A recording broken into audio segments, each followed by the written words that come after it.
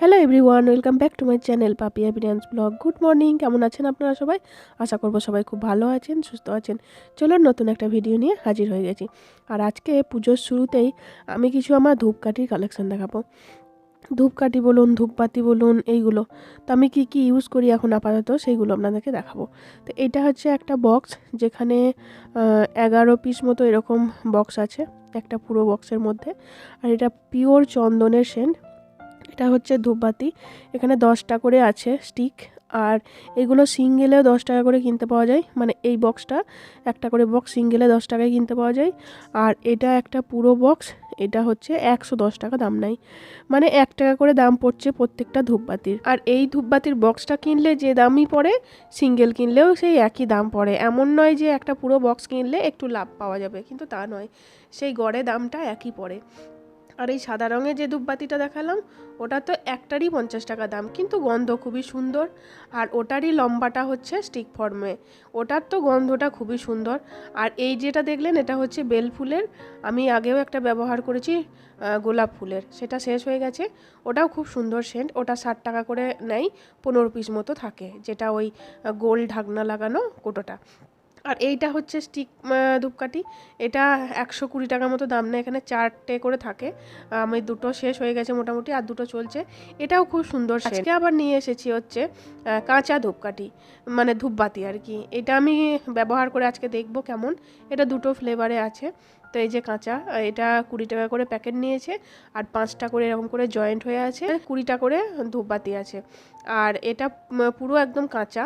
তো কেমন সেন্ট হয় আজকে আমি দেখব জ্বালিয়ে। দুটোই 20 টাকা করে প্যাকেট নিয়েছে, মানে এগুলোও সব 1 টাকা করেই পিস পড়ছে। তো এটা আমি আজকে জ্বালিয়ে দেখব। আর ভিতরে কিন্তু কোনো স্টিক দেয়নি, যে এটাকে কিভাবে জ্বালিয়ে তার উপরে রাখবো। দেখলাম পুরো প্যাকেটটাই ফাঁকা, ভিতরে কোনো রকম কোনো স্টিক নেই। তো দেখা যাক কিসের ওপরে দেবো। আমার কাছে যে বাড়িতে স্টিকগুলো আছে সেইগুলো দিয়েই জ্বালাবো, আর দেখবো যে এর সেন্টটা কেমন। আর আজকে আমার শরীরটা একটু খারাপ আছে, গলার আওয়াজ শুনেই হয়তো বুঝতে পারছেন আমি প্রচণ্ড জ্বরে ভুগছি। কিন্তু প্রত্যেকদিন যেহেতু ভিডিও আমি দেওয়ার চেষ্টা করি, তো সেই জন্য ভিডিও আমি দেওয়ার চেষ্টা করছি। আমি প্রচণ্ড জ্বরে ভুগছি, তো আমার গলার আওয়াজ শুনেই আপনারা বুঝতে পারছেন। তো চলুন এবার পুজোয় বসি।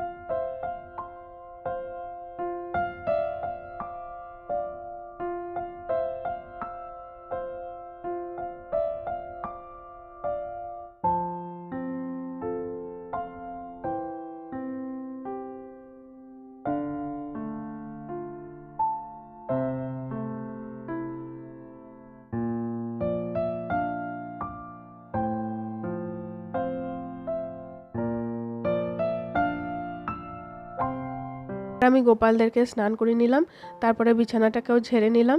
বিছানাটা ঝাড়া হয়ে গেলে এবার আমি গোপুর জন্য আগে যে জামাটা নিয়ে এসেছিলাম জন্মাষ্টমী উপলক্ষে, সেই জামাটা একটু ছোটো হচ্ছিল, তো সেই জন্য চেঞ্জ করে আমি আজকে বড় সাইজের নিয়ে এসেছি। তো গোপুকে আমি পরিয়ে দেখব। আর গুবলুর জন্য এখনও পর্যন্ত জন্মাষ্টমী উপলক্ষে আমি জামা পাইনি, দেখা যাক কবে পাবো। কারণ অত বড় সাইজের জামা কোনো দোকানে ঠিকমতো পাওয়া যায় না। একমাত্র এই গোপুর সাইজটা সব কিছু অ্যাভেলেবেল থাকে, কিন্তু লাড্ডুর জন্যও অতটা পাওয়া যায় না, গুবলুর জন্যও পাওয়া যায় না। তো এই যে এই জামাটা একটু বড় সাইজের নিয়ে এসেছি, তো বড়টা এবার একদম ঠিকঠাক হচ্ছে। আর যে পাগড়িগুলো আগের ভিডিওতে দেখিয়েছিলাম, সেই পাগড়িটা পরিয়ে দেখলাম যে কতটা ম্যাচিং হচ্ছে। দেখুন কেমন লাগছে, খুব সুন্দর না? মানে একদম নজর না লেগে যায়, এত সুন্দর লাগছে আমার গপুকে, দারুণ লাগছে তাই না? তো পাগড়িটা পরিয়ে দেখলাম, এই পাগড়িটাও দেখলাম, দেখলাম দুটোই ম্যাচিং হচ্ছে, দুটোই একদম এই জামার সঙ্গে একদম পুরো ম্যাচিং হয়ে যাচ্ছে। এবার ওই ভালো জামাগুলোকে খুলে রেখে দিলাম, এবার নর্মাল জামা যেগুলো পরে থাকে সেইগুলোই আমি পরিয়ে দিলাম।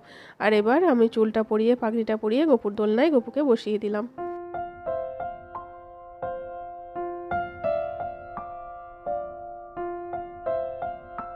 এবার আমি দেখব কৃষ্ণের জন্য এই পাগড়িটা হচ্ছে কি হচ্ছে না। এই যে সবুজ কালারের এই পাগড়িটা, আর রাধারানীর জন্য এই মুকুটগুলো দেখব কেমন লাগছে। তো বেশ ভালো লাগছে, খুবই সুন্দর লাগছে, রাধারানীকেও খুব সুন্দর লাগছে, এমনকি কৃষ্ণের মুকুটটাও খুবই সুন্দর লাগছে। হলুদ কালারের ধুতি পরে আছে বলে সবুজটাও তো মানাচ্ছে না, কিন্তু অন্য কালারের সঙ্গে কিন্তু খুব সুন্দর মানিয়ে যাবে।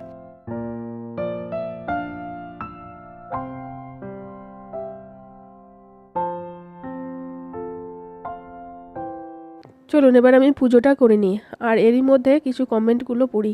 তো একটা কমেন্ট খুব আসছে দেখছি যে গোপালকে জবা ফুল দিতে নেই, কেন দিচ্ছ?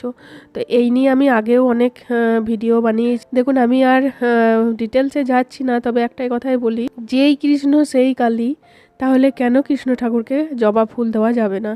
তা আমি তো প্রথম থেকেই জবা ফুল দিই, জবা ফুল দিয়ে আসছি, পরেও কিন্তু আমি জবা ফুল দেবো, আমি জবা ফুল দিয়েই পুজো করি। আর একটা কমেন্ট হচ্ছে, আমি আগের দিন বৃহস্পতিবারের ভিডিওটা বানিয়েছিলাম, ওই ভিডিওতে পিতলের কলা, পিতলের পানের পাতা দিয়ে আমি ঘট ভরেছিলাম। তো আমাকে কমেন্ট করেছিলেন যে পিতলের কলা ব্যবহার করতে নেই, পিতলের আম পাতাও ব্যবহার করতে নেই, অরিজিনাল সব কিছু দিতে হয়। দেখুন, অরিজিনাল পেলে তো সত্যিই খুবই ভালো, তার থেকে আর ভালো কি হতে পারে।